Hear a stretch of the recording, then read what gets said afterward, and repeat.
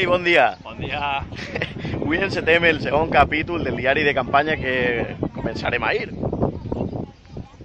Bé, a veure, avui estem així a la platja, hem participat en l'activitat que teniu darrere alguns participants, en l'activitat que s'organitzava per a baixar la mar en bicicleta, i ho hem fet perquè creiem que és coherent en el programa que anem a dur. Ja l'anireu coneguent, l'anirem repartint, però bueno, per a dir-vos un poc alguna cosa que veure l'activitat d'avui, sí que anem a treballar per crear un cinturó que connecti les urbanitzacions, el nucli urbà i la platja, que ara mateix no n'hi ha.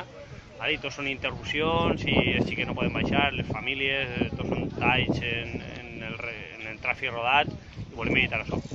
I a banda, bueno, si podem crear un poc de turisme natural, que a Pusol no li vindria gens mal, que ficarà en valor l'ús d'un mig natural com la bicicleta, i visites guiades cap a la Marxal dels Moros, per exemple, que és una cosa que se va acabar fent avui, doncs millor que millor.